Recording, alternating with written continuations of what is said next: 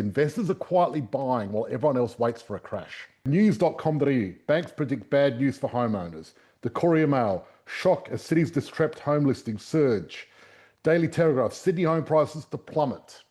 It's all doom and gloom again. The news can't help them. I call it the CNN, the Crisis News Network, are getting in there once again, telling us how bad things are.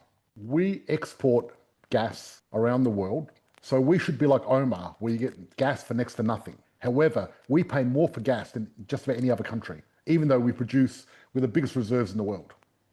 During COVID, we became one of the richest nations in the world with the most amount of savings out of any country. So if you look at the average Australian, they've got more savings than any other person in the world on average. But since then, our standard of living, our real household disposable income per capita has gone down. Hello, this is George Markoski and Christina Markoski coming to you live for Money for Life podcast, here with our group and also in the Facebook group. If you're watching live, type in hashtag live, and all these people watching the replay, type in hashtag replay. Now, what we're talking about tonight is there's talk of a crash, and what I want to address tonight really is investors are quietly buying while everyone else waits for a crash, right? So if you're listening to this and you're sitting on the sidelines, well, while investors are actually going in there and picking up bargains at the moment. So there's two types of investors in the world, and what's happening at the moment, because we almost entered a recession, our GDP, our gross domestic product hasn't had much increase. There's been a lot of talk. I'll just read a few articles here of what people are saying, okay? Not people, the news article. Okay, news.com.au, banks predict bad news for homeowners. The Courier Mail, shock as cities' distressed home listings surge. Daily Telegraph, Sydney home prices to plummet. It's all doom and gloom again. The news can't help them. I call it the CNN, the Crisis News Network, are getting in there once again, telling us how bad things are. Funny enough, now there's a lot of people watching right now who are just now frozen and shitting themselves, and they're scared. So if you are, keep watching, because what I'm going to do is I'm going to talk to you about what's really happening and why you should ignore the hype. But not only that, I'm going to show you what the wealthy investors are doing to take advantage of this, but also the things you need to avoid to make sure you don't miss out on this boom. Because there's more to it than just jumping in and hoping for the best with no parachute. You need to really do it properly. And what I want to discuss is why prices are going up, even though there's a said recession, but also why Anthony Albanese is your best friend if you're an investor and he's pushing property prices up. I'm also going to touch on Melbourne and the economy in Melbourne and what's been happening with the Labor government. They've been doing a wonderful job there, and they've got the biggest deficit ever. I was going to say, is that sarcasm I detect? Yes, but also I want to discuss the trade war, Trump, and a bit of a tell the politicians what they should be doing. Because we've got an opportunity now to renegotiate, and we're not very good at negotiating here in Australia. So stay to the end and watch that. I'm going to share my screen and start doing and do the State of the Nation and explain to you what's happening. And then we're going to go to our private group where we're going to do Q&A. And okay, State of the Nation. Albo deliver his promise, falling living standards, right? So basically, Albanese stressed that pushing a bigger agenda too soon could risk losing voter support. So have a look at this. Albo deliver the promise of falling living standards. Look at utility prices, the CPI, right? They've gone right up. So the thing is, one thing about Australia, we export gas around the world. So we should be like Omar, where you get gas for next to nothing. However, we pay more for gas than just about any other country, even though we're the biggest reserves in the world. It's just ridiculous. And the challenge with energy, whenever you've got expensive energy in a country, it affects everything you do. So what it does, it affects transport, it affects when you're creating things and things like that. Talk about manufacturing, I could hear the villa next door getting worked on at the moment. So we've got this grinder in the background. Hopefully you can't hear it. So his housing target We've been 60,000 short every year of the housing target, as you can see. And that's part of his promises. The real household disposable income per capita has gone down.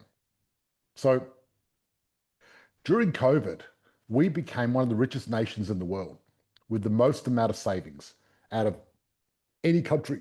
So if you look at the average Australian, they've got more savings than any other person in the world on average. But since then, our standard of living, our real household disposable income per capita has gone down. And you look at Australia, we're in the blue. And if you look at the graph in Australia, funny enough, a lot of countries, their income per capita went up 2021. Yeah. Went down. But you look at Australia, we've gone right down. Why did it go up and down in 2021? It sort of peaked, and now 2025, it's like back to what it was in 2015. Yes. So we had the COVID pandemic. Yes. And what happened was the government did a lot of stimulus, put money back into the economy. Interest rates went down. Mm-hmm. So what happens when interest rates go down? Your disposable income goes up because you're not spending as much on interest. Ah, that's why there was that big peak. Yeah, so interest rates, what interest rates do, interest rates actually stimulate the economy and get everyone spending money and doing things. You put interest rates up, and what you're doing is slowing down the economy. So the RBA has been putting them up and now slowly putting them down because we haven't had much stimulus with the economy, right? I personally think it's a blunt tool, right? And I'd rather just have the low interest rates and keep the economy going no matter what, right? All it does is put pressure on the Australian household. It's crazy. Yes, but when you put pressure on the Australian household, you reduce spending, so you reduce inflation, which reduces the economy. It's a very old school way of thinking, and me personally, I think it's a very blunt instrument that doesn't work too well. So now look at Australia's manufacturing. We've almost industrialized as a country, right? You look at Australia, we're right at the bottom there on the left-hand side of the graph. And this is the first world countries. You know, we're looking at USA, Norway, places like that. Now, deindustrialization is not such a bad thing as long as you've got startups, you've got AI, you've got computers and things like that to take over, because obviously they're higher level and better money. And one thing is Australia's actually done quite well when it comes to the startup scene, but we could do better. But so we've got the lowest share of R&D spending among developed economies, which is sad because R&D is so important. Because what you spend in R&D now affects you in years to come. Oh, look at Korea. Look at Israel. Yeah. Right? Their R&D is crazy. I'd imagine a lot of it's to do with weapons, but they've got a lot of R&D. Right? And Korea as well. So you look at Korea. Yeah. They've got the North Korea thing, and Israel have got to do with weapons too. Yeah. Yes, exactly. But also they're moving into a high-tech economy. Mm-hmm. And to have a high-tech economy, you need R&D. And R&D is very, very... Now, let's talk about Victoria government. Now, Labor's first budget after being... What is R&D? Research and development. Yeah, research and development. Now, let's have a little dig at the Labor government in Melbourne. I can't help myself, but have a look at this. Labor's first budget after being elected. Have a look at this 2015, right? Okay. Down here, the graph, Labor's first budget, Victorian net debt. Now, look what's happened since Labor came in and where it's gone. Gone through the roof. It's huge. Victoria net debt per capita. Look at that. Wow. It's gone crazy. It's the highest state in Australia. Victorian interest expenses now, right? This is millions annually. So 10,000 million is $10 billion per year, just in interest. So if you think your home loan's expensive, you should see the Victorian interest rate expenses. Also, Victorians paid $6,348 in state and local taxes per person in 2023-24, right? So a lot, $654 more than the national average. Since 2021, the taxes have gone up 40.5%. And that's all partly to do with their amazing policy where they shut down the whole place for 2 years and no one could make any money. So look at Victoria, how it compares to other states. So debt burden percentage, right? Victoria is 22%, Queensland is 1.1%. Wow. right? Yeah, so Victoria's just like double everyone else. Interesting. So SA's got the second amount of debt burden. Yep, 13, yep, 13%. Hmm. Still, it's half what Victoria is. Still good compared to Victoria, exactly. That's right, exactly. Right. And then they put other taxes on different things. And what's happened, they followed a 50% hike on berthing fees, and now Carnival Cruises pulled out of Melbourne. And they were bringing a lot of tourists to Melbourne. Yeah, I saw all the cruise ships move around in Melbourne. Thought that was very interesting, looking at Port Melbourne. Yeah. So Australia must not cede to Trump on trade. See, Australia-US Free Trade Agreement, called the AUSTFTA, was signed in 2005. And basically, it was a terrible deal for Australia, but a good deal for America. And now, because what's happened is America, because they're the big player, they're always trying to get the best deal, right? Mhm. But you got to look at here. You look at this, the chart of Australia. We got a substantial trade deficit with the US, right? Which means that we send them a lot more money and take a lot of stuff from them. And what you want to do is you want to try to keep this balanced.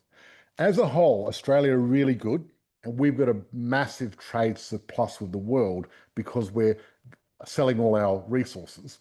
But what needs to happen is we need to move into higher tech and start exporting tech. So that way we can have a sustainable future.